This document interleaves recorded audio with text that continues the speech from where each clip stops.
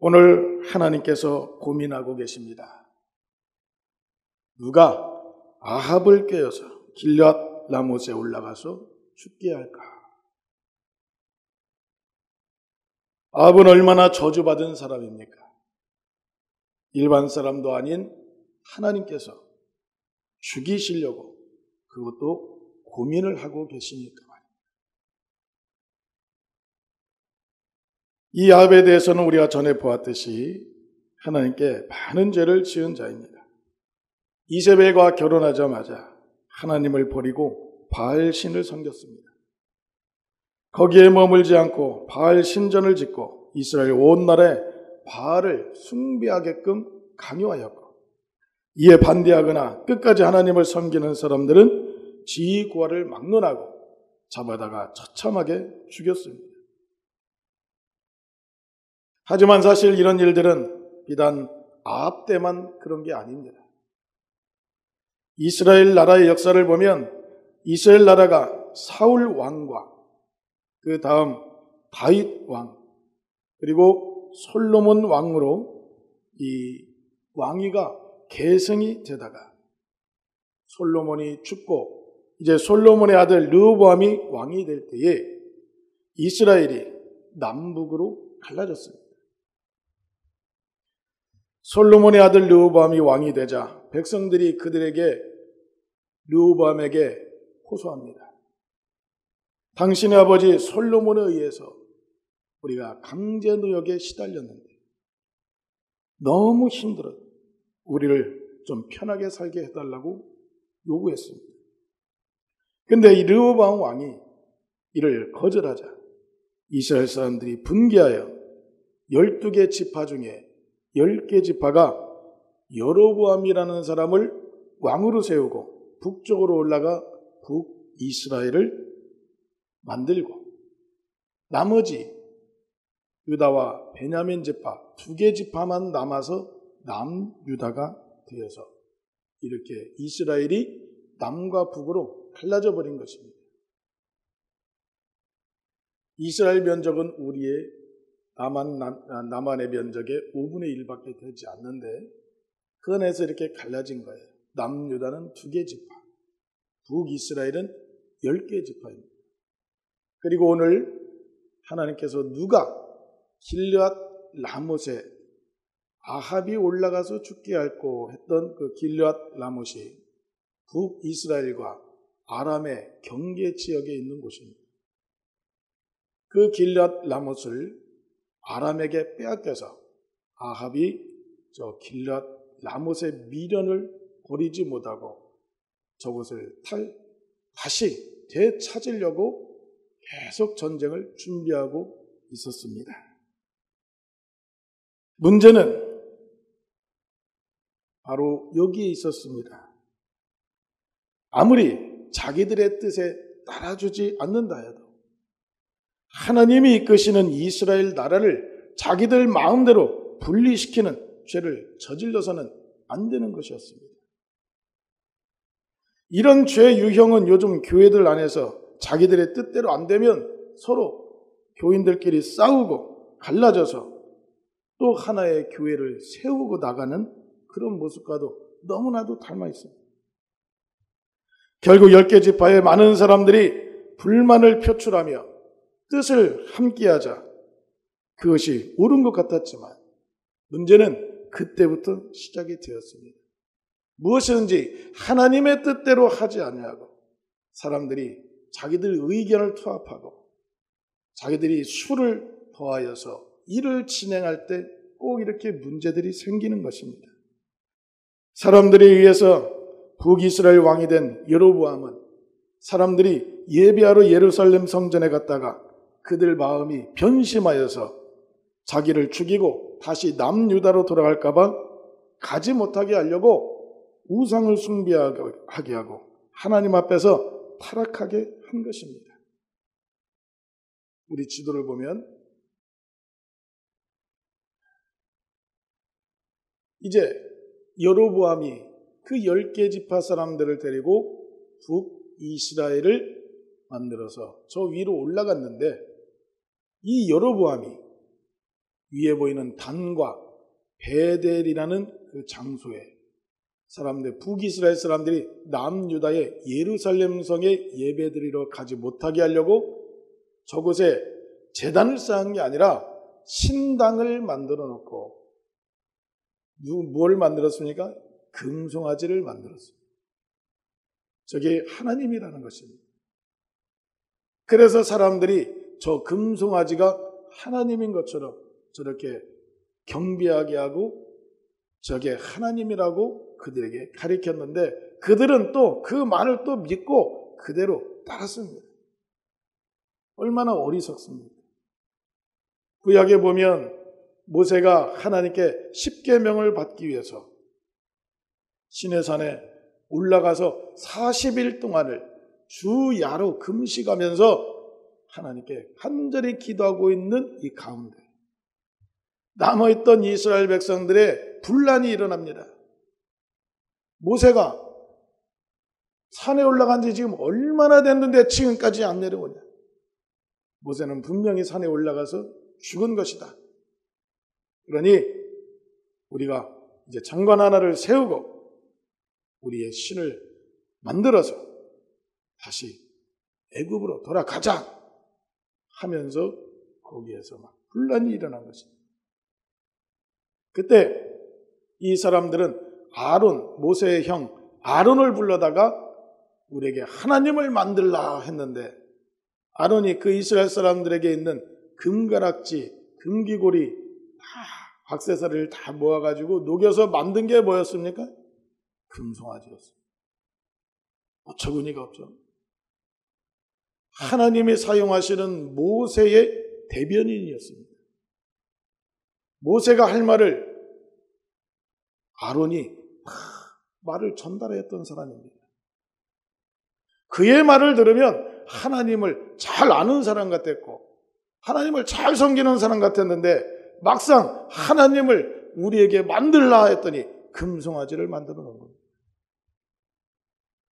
이것이 하나님께서 사용하시는 자와 그렇지 않은 자들의 차이인 것입니다. 결국 아합은 이 타락한 여로보암이 세운 북이스라엘의 제7대 왕이 된 자였습니다. 그러니 하나님을 두려워하지 않고 죄를 많이 지었는데 그것이 곧 저주의 대상이 된 것입니다.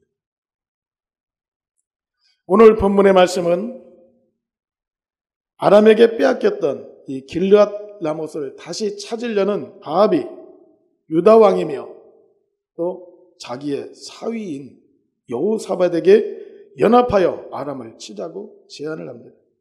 그러자 여호사밧이 선지자에게 하나님의 말씀이 어떠한지를 묻자고 했습니다. 본래 이스라엘은 전쟁을 앞두고 항상 하나님께 응답을 받고 전쟁을 했습니다.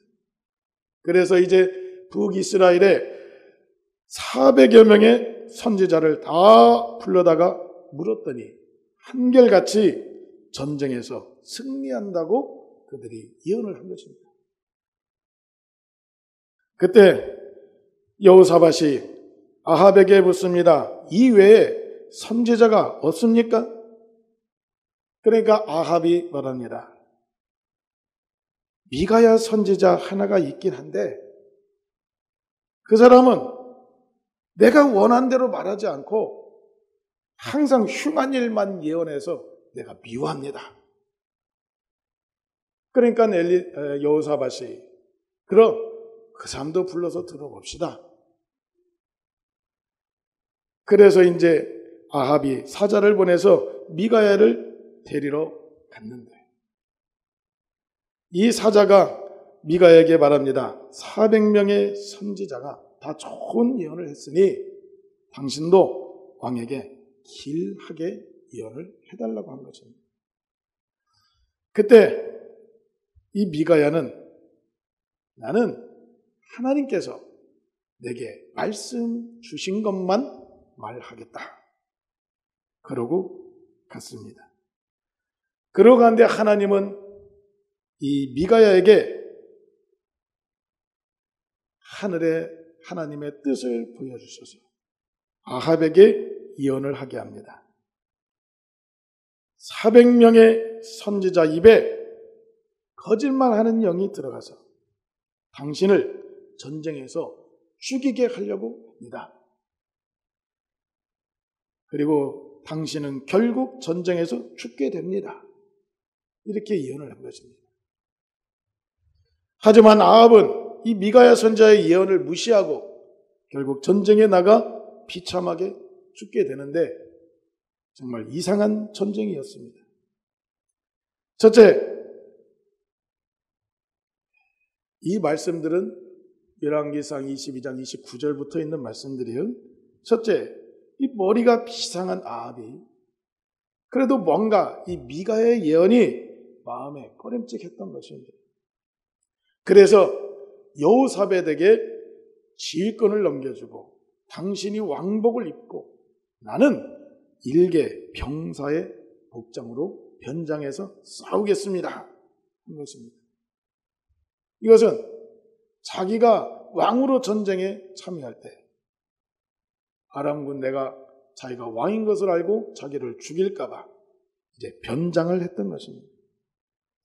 두 번째, 근데 이상한 것은 아람 왕 벤하닷이 특별히 세운 용맹스러운 지휘관에게 말하기를 너희는 큰 자나 작은 자나 다른 자와 싸우지 말고 오직 아합만 잡으라고 또 지시를 합니다. 그래서 이들은 왕복을 입은 여호사밧이 아합인 줄 알고 그에게 다가갔지만 이내 그가 아합이 아닌 것을 알고 이들이 다시 돌이켜서 아합을 찾기 시작합니다. 그런데 아합은 이제 일반 병사로 변장을 했기 때문에 이들은 잘 모르는 겁니다. 그런데 세 번째, 어떤 병사가 우연히 쏜 화살이 이 변장한 아합의 갑옷 사이를 뚫고 들어가서 결국 아합을 맞추었고 아합이 그곳을 탈출하려고 했었지만 아람 군대가 포위를 해서 아합은 거기에서 해가 질 때까지 적군들과 싸우다가 피를 있는 대로 다 흘려서 거기서 고통을 받다가 죽게 된 것입니다. 그런데 거기에다가 네 번째, 아합이 죽게 되니까 이 군중 중에서 각자 성읍으로 각기 본향으로 하고 외치자 모든 사람들이 언제 전쟁을 했냐는 듯이 모든 걸 놓고 각자 본향으로 각자 성읍으로 돌아가 버린 것입니다. 너무나도 이상한 전쟁이었습니다. 결국 이 전쟁은 아합만을 죽이고자 하는 전쟁이었습니다. 바로 하나님의 뜻대로 된 것이었습니다. 하지만 그런 아합에게도 하나님은 기회를 주셨었습니다. 아합이 미가야 선지자의 예언만 잘 들었더라면 얼마나 좋았겠습니까? 그런데 대부분 하나님께 죄를 짓는 자들은 한결같이 하나님의 말씀을 잘 듣지 않습니다. 이런 사람들의 공통점은 자기가 꼭 들어야 할 말은 듣지 않고 자기가 듣고 싶은 말만 듣는다는 것입니다. 이게 바로 하나님께 죄가 있는 사람들의 공통적인 상황인 것입니다. 디모데후서 4장 3절에서 4절을 합독합니다. 때가 이르니 사람이 바른 교훈을 받지 아니하며 귀가 가려워서 자기의 사욕을 쫓을 스승을 많이 두고 또 그 귀를 진리에서 돌이켜 허탄한 이야기를 쫓으리라. 이렇게 나중에 말세에 미혹된 자들은 자기가 들어야 할 말을 듣지 못하고 자기가 듣고 싶은 말만 들으려고 쫓아다니는 것입니다. 그러다가 자기 영혼이 망치고 자기 범사가 망치고 자기가 저주받은 마귀의 밥이 되고 마는 것입니다. 그럼 여러분들은 어떤 사람들입니까? 듣고 싶은 말만 듣는 분입니까? 아니면 꼭 들어야 될 그런 말씀을 듣는 분들입니까? 불통이라는 말이 있습니다. 꼭 정권을 잡아 권력을 가지면 사람들은 자기의 생각을 인정해주는 말을 듣고 싶어하는 경향이 더욱 강해진다고 합니다. 그래서 큰 권력을 가진 사람들일수록 자신의 생각은 언제나 옳고 정당하다는 말을 듣고 싶어 한답니다. 그래서 자기가 듣고 싶은 말을 골라서 듣는다는 것입니다. 그래서 그런 말을 하는 사람들을 골라서 자기 옆에 둔다는 겁니다. 이러한 경향이 병적으로 강하게 되면 자기의 생각이나 판단에 대해서 이견을 내는 사람에 대해서는 자기 자신을 반대하거나 거부하는 사람으로 단정을 짓고 그를 적대시한다는 것입니다. 그러다가 자기도 모르는 사이에 독재자가 된다고 합니다. 비단 꼭 권력을 가진 사람만 그러는 게 아닙니다. 평범한 사람들도 이미 듣고 싶은 말에 중독되어 있습니다. 제가 한번 생각해 봤습니다. 여러분, 뚱뚱한 사람은 어떤 말을 듣고 싶어 하겠습니까? 뚱뚱하신 분 말씀해 보시죠. 너 살 안 빼도 돼. 그 자체가 너무 예뻐. 그럴 것 같습니다. 백화점에 갔을 때 그 점원이 매니저가 어머 이거 꼭 사모님 꺼내. 그 말을 들으면 다 거기서 저지르고 나온답니다. 상사에게 시달리는 직장인들은 어떤 말을 듣고 싶어 하겠습니까? 너 언제까지 남 밑에서 그렇게 시달리면서 일만 할래? 네가 대표님 소리 들으면서 네 일 한번 해보고 싶지 않아? 이 말 듣고 고민하다가 대표 며칠 됐다가 모든 걸 다 날리고 망한다. 내가 듣고 싶다 해서 그 말이 다 내가 들어야 할 말은 아닌 겁니다. 그러면 우리는 어떤 사람이 되어야 하겠습니까? 꼭 들어야 할 말을 들을 수 있어야 합니다. 그만 좀 먹어라. 지금 몇 시인데 지금 먹고 있냐. 살쪄. 이게 정작 들어야 될 말입니다. 그런데 이런 건 누가 말할 수 있습니까? 남자친구요? 큰일 납니다. 바로 엄마, 아빠입니다. 지금 보면 부모님 말씀이 틀린 게 하나도 없었습니다. 어릴 때로 돌아가면 저는 서울대 가고 하버드대를 갈 것 같습니다. 부모님들이 시킨 대로만 하면. 이렇게 꼭 드려야 할 말은 아무나 하는 게 아닙니다. 나를 위하고 사랑하는 사람만이 할 수 있는 것입니다. 그러므로 특별히 우린 하나님의 말씀을 잘 들어야 합니다. 하나님은 우리를 사랑하시고 복되게 하시는 분이시기 때문입니다. 히브리서 12장 5절에서 11절을 같이 읽어보겠습니다. 또 아들들에게 권하는 것 같이 너에게 권면하신 말씀을 잊었도다.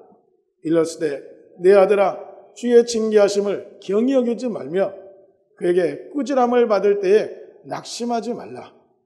주께서 그 사랑하시는 자를 징계하시고 그의 받으시는 이들마다 채찍질하심이니라 하였으니 너희가 참음은 징계를 받기 위함이라. 하나님의 아들과 같이 너희를 대우하시나니 어찌 아비가 징계하지 않는 아들이 있으리요. 징계는 다 받는 것이거늘 너희에게 없으면 사생자요 참 아들이 아니니라. 또 우리 육체의 아버지가 우리를 징계하여도 공경하였거늘 하물며 모든 영의 아버지께 더욱 복종하여 살려하지 않겠느냐. 저희는 잠시 자기의 뜻대로 우리를 징계하였거니와 오직 하나님은 우리의 유익을 위하여 그의 거룩하심에 참여케 하시느니라. 무릇 징계가 당시에는 즐거워 보이지 않고 슬퍼 보이나 후에 그로 말미암아 연단한 자에게는 의의 평강한 열매를 맺나니. 아멘. 하나님은 사랑하시는 자를 그냥 내어버려 두지 않는다는 것입니다. 왜 그런가 하면 그의 현재의 모습으로는 하나님의 거룩한 곳에 참여할 수 없기 때문이라는 것입니다. 그래서 하나님은 사랑하는 자들마다 하나님이 계신 그 거룩한 곳에 들어올 수 있도록 때로는 그를 채찍질하시고 때로는 깎으셔서 그를 모난 돌을 작품으로 만들어내셔서 복이 되는 자가 되게 하신다는 것입니다. 그래서 우린 하나님을 잘 알아야 하는데 그저 우리가 하나님의 말씀을 들을 때 우리에게 평안하라, 평강이라, 사랑의 하나님 이런 말씀만 들으면 안 된다는 것입니다. 하나님은 잘못하고 있는 자에게 잘하고 있다고 하시지 않는 분이십니다. 어린아이 수준의 신앙인에게 장성한 자라고 하나님은 절대 하시지 않는 분이십니다. 남기지 못한 자에게 괜찮다고 하시는 분도 절대 아니십니다. 형제를 실족시킨 자에게 괜찮다고 하시는 분이 아니십니다. 11조와 헌물을 도적질한 자에게 괜찮다고 하시지 않습니다. 부족한 자에게 충분하다고 하는 분이 아니시라는 겁니다. 회개가 필요한 자에게는 하나님은 회개하라고 말씀하시는 것입니다. 어린아이 수준의 신앙인에게는 장성한 자라고 장성한 자가 되라고 말씀하시는 분입니다. 남기지 못한 자에게는 음부에서 고통을 받을 것이니 너희는 남기는 자가 되라고 하나님은 철저하게 말씀하고 계십니다. 형제를 실족시킨 자는 죄라고 말씀하시며 형제를 실족시키는 자가 아니라 형제를 사랑하고 많은 자를 주님의 평안으로 이끌라고 하시는 분이 하나님이신 것입니다. 11조와 헌물을 도적질한 자에게는 하나님의 것을 도적질하지 말라고 가르치시는 분이십니다. 부족한 자는 충분한 게 아니라 너는 부족함을 채워야 한다고 말씀하시는 분이십니다. 그러므로 우리가 듣고 싶은 말씀을 듣는 자들이 아니라 우리가 마땅히 들어야 될 그 말씀을 들으면서 우리는 이 말씀으로 잘 양육이 되어야 됩니다. 때론 하나님의 이 말씀으로 회개가 이루어져야 되는 것이고 때론 이 말씀이 우리의 가슴을 휘벼 팔 때가 있다 할지라도 우린 그 말씀을 듣고 돌이켜야 되는 것입니다. 때로는 우리의 상한 심령이 하나님의 말씀으로 위로를 받아야 되기도 하는 것이고 때로는 하나님의 이 말씀으로 우리는 힘을 내고 하나님께 감사하는 삶을 살아야 되는 것입니다. 할렐루야. 우리가 듣고 싶은 말은 하나님을 기쁘시게 할 수 없습니다.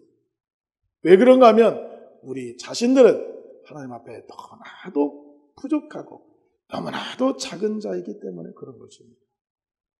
그래서 우리는 하나님 앞에 항상 이런 마음의 자세가 되어야 됩니다.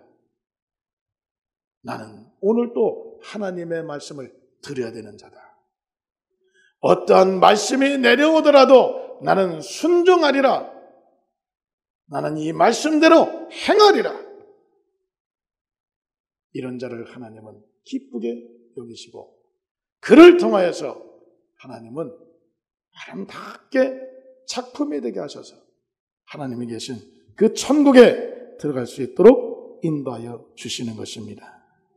그래서 우리 모두가 이렇게 하나님의 말씀으로 온전하여지고 거룩함에 참여하여서 우리가 하나님께 복을 받고 항상 은혜가 넘치는 삶을 사시게 되기를 주 이름으로 축원합니다.